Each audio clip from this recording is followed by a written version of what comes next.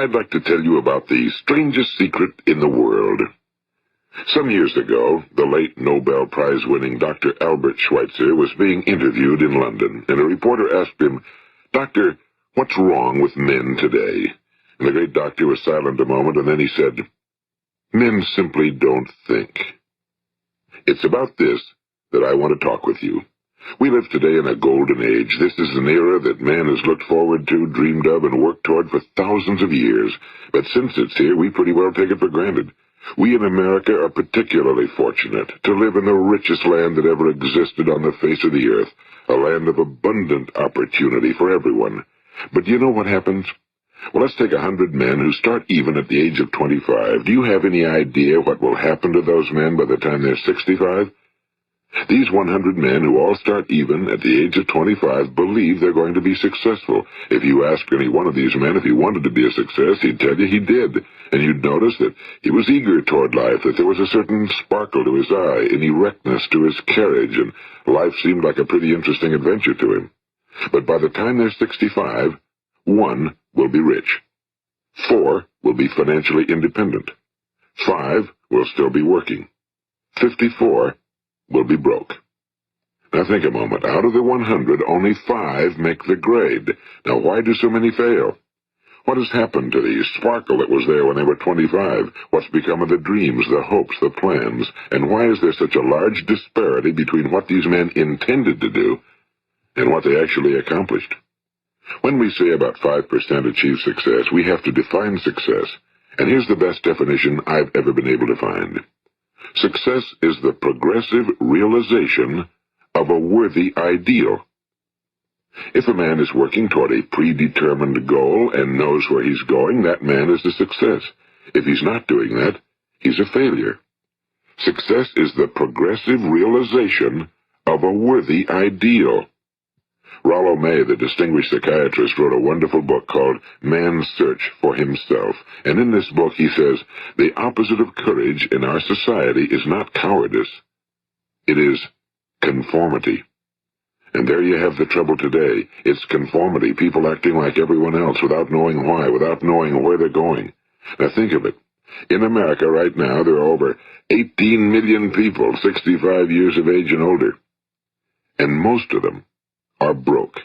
They're dependent on someone else for life's necessities. Now, we learn to read by the time we're 7. We learn to make a living by the time we're 25. Usually by that time, we're not only making a living, we're supporting a family. And yet by the time we're 65, we haven't learned how to become financially independent in the richest land that has ever been known. Why? We conform. And the trouble is that we're acting like the wrong percentage group, the 95 who don't succeed. Now, why do these people conform? Well, they really don't know. These people believe that their lives are shaped by circumstances, by things that happen to them, by exterior forces. They're outer-directed people. A survey was made one time that covered a lot of men, working men, and these men were asked, "Why do you work? Why do you get up in the morning?" 19 out of 20 had no idea. If you ask them, they'll say, well, everyone goes to work in the morning, and that's the reason they do it, because everyone else is doing it. Now let's get back to our definition of success. Who succeeds? The only person who succeeds is the person who is progressively realizing a worthy ideal. He's the person who says, I'm going to become this, and then begins to work toward that goal. I'll tell you who the successful people are. A success is the school teacher who's teaching school because that's what he or she wants to do. The success is the woman who's a wife and mother because she wanted to become a wife and mother and is doing a good job of it. The success is the man who runs the corner gas station because that was his dream. That's what he wanted to do. The success is the successful salesman who wants to become a top-notch salesman and grow and build with his organization. A success is anyone who is doing deliberately a predetermined job because that's what he decided to do deliberately. But only 1 out of 20 does that. That's why today there isn't really any competition unless we make it for ourselves. Instead of competing, all we have to do is create. You know, for 20 years I looked for the key which would determine what would happen to a human being. Was there a key I wanted to know which would make the future a promise that we could foretell to a large extent? Was there a key that would guarantee a person's becoming successful if he only knew about it and knew how to use it? Well, there is such a key, and I've found it.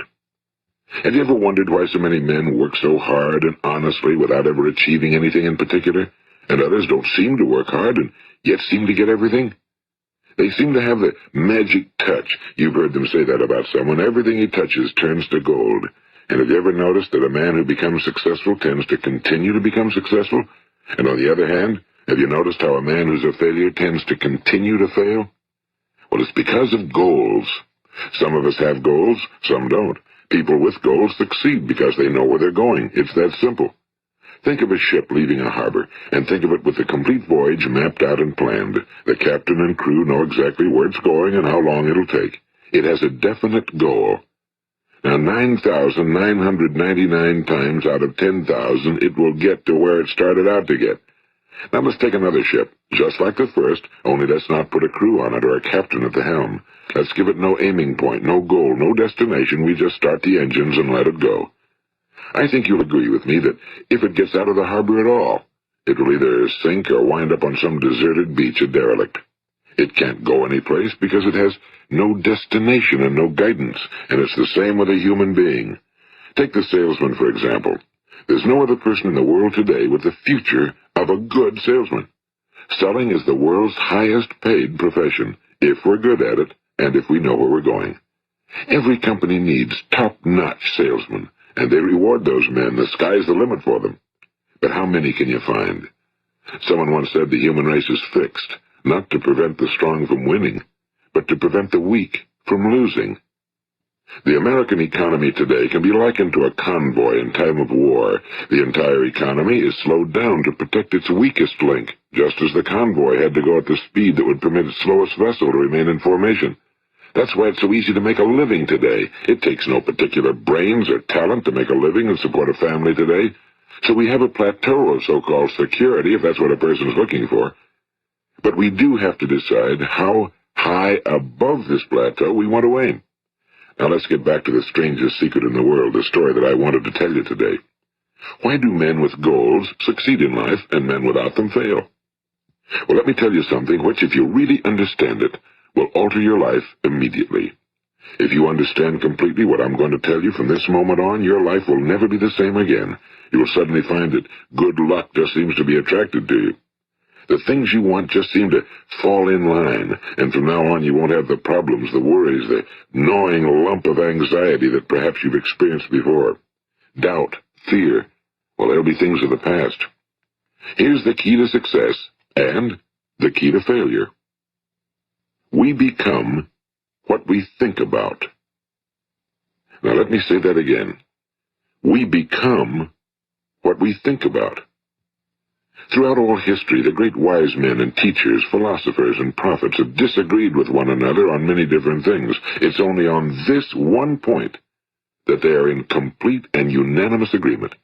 Listen to what Marcus Aurelius, the great Roman emperor, said. A man's life is what his thoughts make of it. Disraeli said this, everything comes if a man will only wait. I've brought myself by long meditation to the conviction that a human being with a settled purpose must accomplish it, and that nothing can resist a will that will stake even existence for its fulfillment. Ralph Waldo Emerson said this, a man is what he thinks about all day long. William James said, the greatest discovery of my generation is that human beings can alter their lives by altering their attitudes of mind. And he also said, we need only in cold blood act as if the thing in question were real, and it will become infallibly real by growing into such a connection with our life that it will become real. It will become so knit with habit and emotion that our interest in it will be those which characterize belief. And he also said, if you only care enough for a result, you will almost certainly attain it. If you wish to be rich, you will be rich. If you wish to be learned, you will be learned. If you wish to be good, you will be good. Only you must then really wish these things, and wish them exclusively, and not wish at the same time 100 other incompatible things just as strongly. In the Bible you read in Mark 9:23, if thou canst believe, all things are possible to him that believeth. My old friend Dr. Norman Vincent Peale put it this way, this is one of the greatest laws in the universe. Fervently do I wish I had discovered it as a very young man. It dawned upon me much later in life, and I found it to be one of the greatest, if not my greatest discovery outside of my relationship to God. The great law, briefly and simply stated, is that if you think in negative terms, you will get negative results. If you think in positive terms, you will achieve positive results. That is the simple fact, he went on to say, which is at the basis of an astonishing law of prosperity and success. In 3 words, believe and succeed. William Shakespeare put it this way: our doubts are traitors and make us lose the good we oft might win by fearing to attempt. George Bernard Shaw said, people are always blaming their circumstances for what they are. I don't believe in circumstances. The people who get on in this world are the people who get up and look for the circumstances they want, and if they can't find them, make them. Well, it's pretty apparent, isn't it? And every person who discovered this for a while believed that he was the first one to work it out. We become what we think about. Now, it stands to reason that a person who's thinking about a concrete and worthwhile goal is going to reach it, because that's what he's thinking about, and we become what we think about. Conversely, the man who has no goal, who doesn't know where he's going, and whose thoughts must therefore be thoughts of confusion and anxiety and fear and worry, becomes what he thinks about. His life becomes one of frustration and fear and anxiety and worry. And if he thinks about nothing, he becomes nothing. Now, how does it work? Why do we become what we think about? Well, I'll tell you how it works as far as we know. Now, to do this, I want to tell you about a situation that parallels the human mind. Suppose a farmer has some land, and it's good fertile land. Now, the land gives the farmer a choice. He may plant in that land whatever he chooses. The land doesn't care. It's up to the farmer to make the decision. Now remember, we're comparing the human mind with the land because the mind, like the land, doesn't care what you plant in it. It will return what you plant, but it doesn't care what you plant. Now let's say that the farmer has 2 seeds in his hand. One is a seed of corn, the other is nightshade, a deadly poison. He digs 2 little holes in the earth and he plants both seeds, one corn, the other nightshade. He covers up the holes, waters, and takes care of the land, and what will happen? Invariably, the land will return what's planted. As it's written in the Bible, as ye sow, so shall ye reap. Now remember, the land doesn't care. It'll return poison in just as wonderful abundance as it will corn. So up come the 2 plants, one corn, one poison. Now the human mind is far more fertile, far more incredible and mysterious than the land, but it works the same way. It doesn't care what we plant. Success, failure. A concrete, worthwhile goal, or confusion. Misunderstanding, fear, anxiety, and so on. But what we plant, it must return to us. You see, the human mind is the last great unexplored continent on Earth. It contains riches beyond our wildest dreams. It will return anything we want to plant. Now, you might say, well, if that's true, why don't people use their minds more? Well, I think they figured out an answer to that one, too. Our mind comes as standard equipment at birth. It's free, and things that are given to us for nothing we place little value on. Things that we pay money for, we value. The paradox is that exactly the reverse is true. Everything that's really worthwhile in life came to us free. Our minds, our souls, our bodies, our hopes, our dreams, our ambitions, our intelligence, our love of family and children and friends and country, all these priceless possessions are free. But the things that cost us money are actually very cheap and can be replaced at any time. A good man can be completely wiped out and make another fortune. He can do that several times. Even if our home burns down, we can rebuild it. But the things we got for nothing, we can never replace. The human mind isn't used because we take it for granted. Familiarity breeds contempt. It can do any kind of job we assign to it, but generally speaking, we use it for little jobs instead of big, important ones. Universities have proved that most of us are operating on about 10% or less of our abilities. So decide now, what is it you want?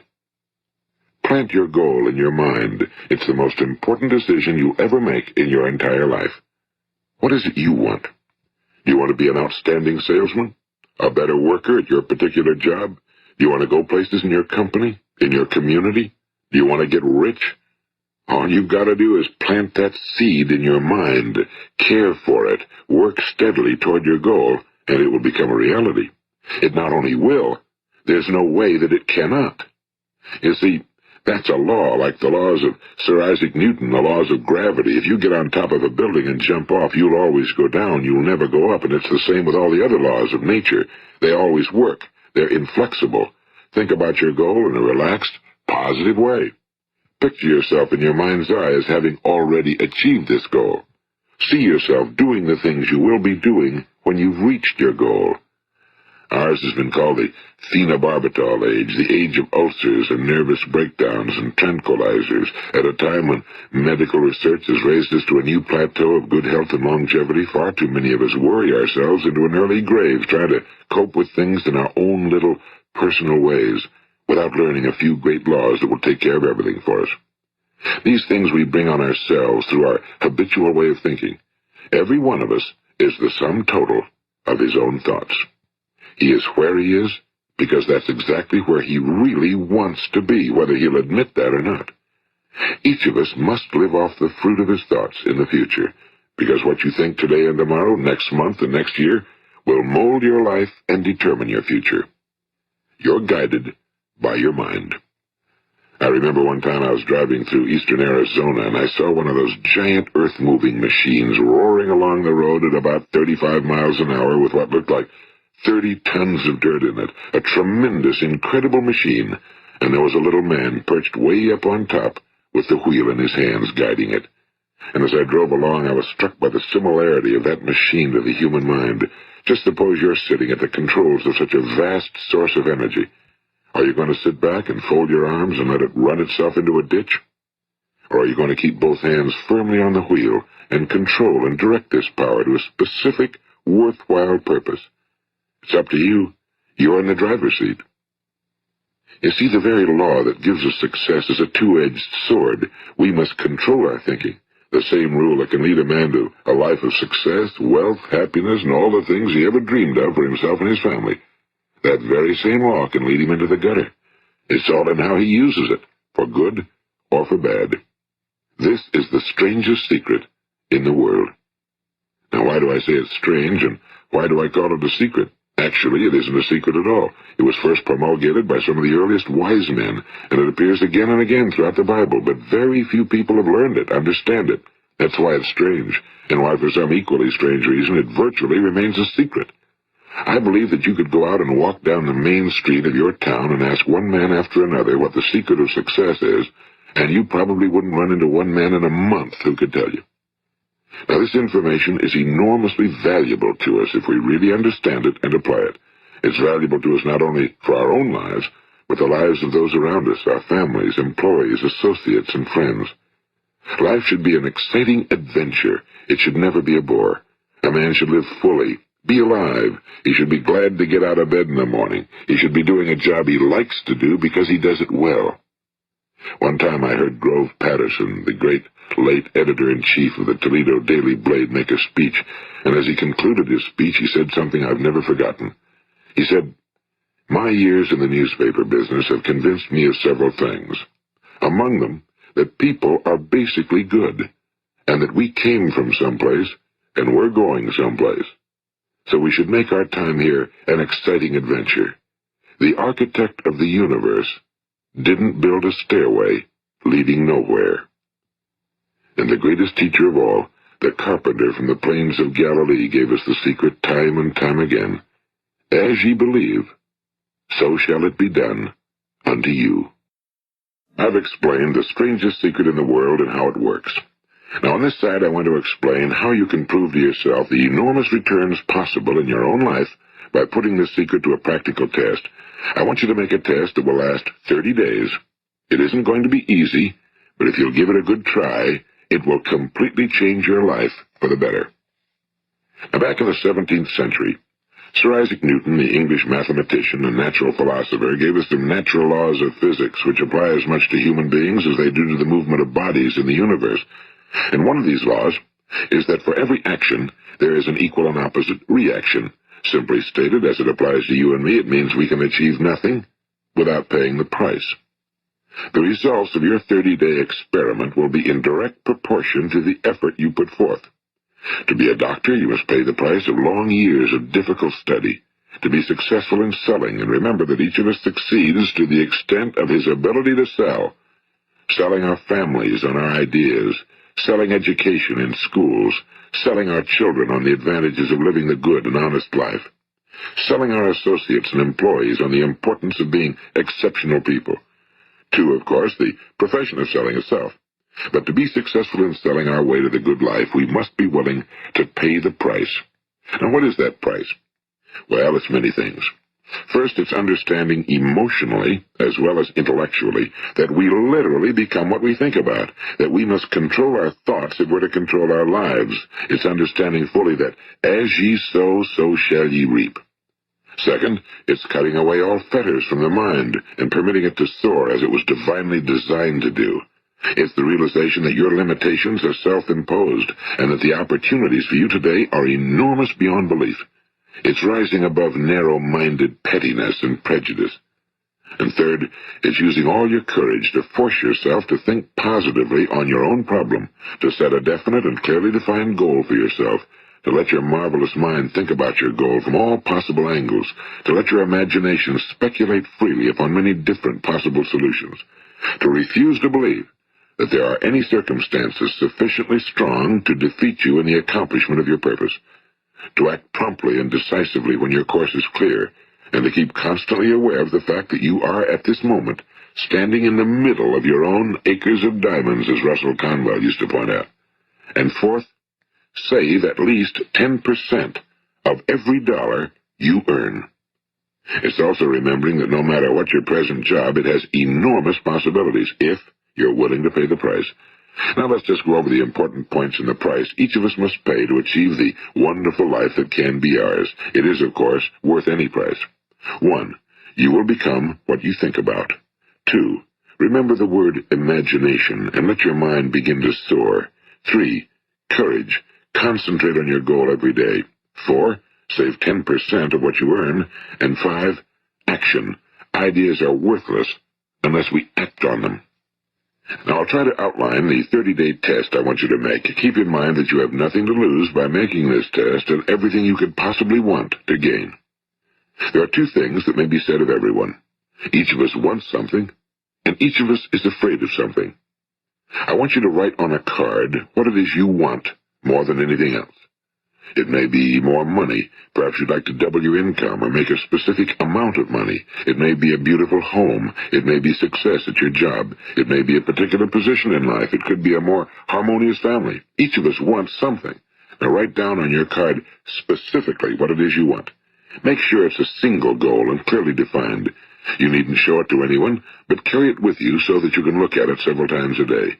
Think about it in a cheerful, relaxed, positive way each morning when you get up. And immediately you have something to work for, something to get out of bed for, something to live for. Look at it every chance you get during the day and just before going to bed at night. And as you look at it, remember that you must become what you think about, and since you're thinking about your goal, you realize that soon it will be yours. In fact, it's yours really the moment you write it down and begin to think about it. Look at the abundance all around you as you go about your daily business. You have as much right to this abundance as any other living creature. It's yours for the asking. Now we come to the difficult part. Difficult because it means the formation of what is probably a brand new habit, and new habits are not easily formed. Once formed, however, it will follow you for the rest of your life. Stop thinking about what it is you fear. Each time a fearful or negative thought comes into your consciousness, replace it with a mental picture of your positive and worthwhile goal. And there will come times when you'll feel like giving up. It's easier for a human being to think negatively than positively. That's why only 5% are successful. You must begin now to place yourself in that group. For 30 days, you must take control of your mind. It will think about only what you permit it to think about. Each day for this 30-day test, do more than you have to do. In addition to maintaining a cheerful, positive outlook, give of yourself more than you've ever done before. Do this knowing that your returns in life must be in direct proportion to what you give. The moment you decide on a goal to work toward, you're immediately a successful person. You are then in that rare and successful category of people who know where they're going. Out of every 100 people, you belong to the top 5. Don't concern yourself too much with how you're going to achieve your goal. Leave that completely to a power greater than yourself. All you have to do is know where you're going. The answers will come to you of their own accord and at the right time. Remember these words from the Sermon on the Mount, and remember them well. Keep them constantly before you this month of your test. Ask, and it shall be given you. Seek, and ye shall find. Knock, and it shall be opened unto you. For every one that asketh receiveth, and he that seeketh findeth, and to him that knocketh it shall be opened. It's as marvelous and as simple as that. In fact, it's so simple that in our seemingly complicated world, it's difficult for an adult to understand that all he needs is a purpose and faith. For 30 days, do your very best. If you're a salesman, go at it as you've never done before, not in a hectic fashion, but with the calm, cheerful assurance that time well spent will give you the abundance in return you deserve and want. If you're a homemaker, devote your 30-day test to completely giving of yourself without thinking about receiving anything in return, and you'll be amazed at the difference it makes in your life. No matter what your job, do it as you've never done it before for 30 days. And if you've kept your goal before you every day, you'll wonder and marvel at this new life you've found. Dorothea Brand, the outstanding editor and writer, discovered it for herself and tells about it in her fine book, Wake Up and Live. Her entire philosophy is reduced to the words, act as though it were impossible to fail. She made her own test with sincerity and faith, and her entire life was changed to one of overwhelming success. Now, you make your test for 30 full days. Don't start your test until you've made up your mind to stick with it. You see, by being persistent, you're demonstrating faith. Persistence is simply another word for faith. If you didn't have faith, you'd never persist. If you should fail during your first 30 days, by that I mean suddenly find yourself overwhelmed by negative thoughts, you've got to start over again from that point and go 30 more days. Gradually, your new habit will form until you find yourself one of that wonderful minority to whom virtually nothing is impossible. And don't forget the card. It's vitally important as you begin this new way of living. On one side of the card, write your goal, whatever it may be. On the other side, write the words we've quoted from the Sermon on the Mount. Ask, and it shall be given you. Seek, and ye shall find. Knock, and it shall be opened unto you. Nothing great was ever accomplished without inspiration. See that during these crucial first 30 days, your own inspiration is kept at a peak. And above all, don't worry. Worry brings fear, and fear is crippling. The only thing that can cause you to worry during your test is trying to do it all yourself. Know that all you have to do is hold your goal before you. Everything else will take care of itself. Remember also to keep calm and cheerful. Don't let petty things annoy you and get you off course. Now, since making this test is difficult, some will say, why should I bother? Well, look at the alternative. No one wants to be a failure. No one really wants to be a mediocre individual. No one wants a life constantly filled with worry and fear and frustration. Therefore, remember that you must reap that which you sow. If you sow negative thoughts, your life will be filled with negative things. If you sow positive thoughts, your life will be cheerful, successful, and positive.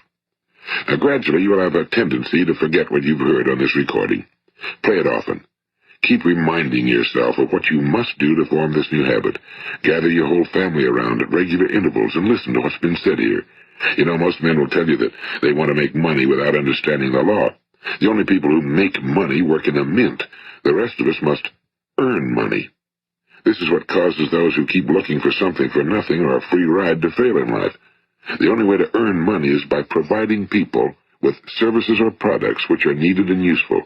We exchange our time and our product or service for the other man's money.